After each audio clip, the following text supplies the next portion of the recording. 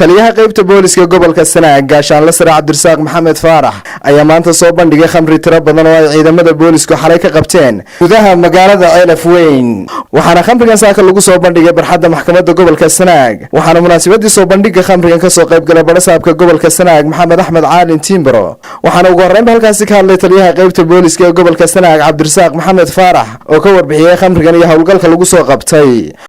aafada arkaysaan oo maandooriya aad arkaysaan oo dhan 42 dhalo hadeer oo mid dhiman tahay inta kalena moor tahay waxa xalay laga soo qabtay magaalada Ceelaf Weyn isagoo markaas soo galay waxaana lagu hayaa gaadhigii sidee iyo 3 dambiile oo sidee waxa cabsanna kana ganacsanaya ganacsi ahaan iyo nawsita saxraansanna markaa oo cabsan runtii waxaan halkan uga hambaliyeynayaa oo bogaadin uga dirayaa iyo dhiirigelinba ciidanka qaranka Soomaaliya booliska Somaliland khaasatan ciidanka qaybta saldhigga Ceelaf Weyn saraakiisha ugu horeeya taliye ku-xigeenka qaybta Axmed Daahir iyo taliye ku-xigeenka saldhigga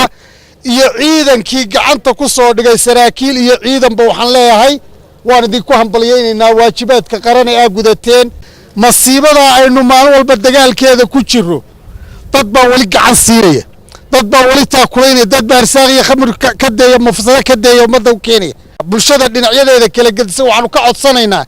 inay booliska gacan ka siiyaan dhibaatada aan meel ay noo dhaafayn waxa isaguna halkaasi ka hadlay barasaabka gobolka Sanaag Maxamed Axmed Caalin Timbro oo ciidanka booliska ku amaanay hawlgalkan ay khamrigan tirada badan ku soo qabteen waxaanu digniin u diray cid kasta oo faraha kula jirta falalka khamriga waxa saaka amaan naga mudan bilayska inaga soo qabtay mushkiladda inagu soo socotay bahalkanu sidii rasuulkeenu inoo sheegay waa umul khabaa'is waxa la yaalay waxa xun oo dhan waa hooyadood waa faa'iido doonayno u kacno qacan wax kaga qabanno hadal waxba kaga gurmayne bilayska haddii aabaalkiina ka weydaan dadkiina iyo dawladdiina xagga Ilaahay baa ka helaysaan ha ku niyad jabina dadweynaha waxaan leeyahay war haddaynaan ka iska qaban waxa la yaalay wax nabadgeliya iyo wax deganaanshiya iyo wax wanaagooynu helaynaa ma jirto waxa u baahan in loo duceeyo Ilaahay ku waxooda arsaaqdoodii waxa geliyay waa Yunis Sheekh Ahmed Universal TV Ceerigaabo.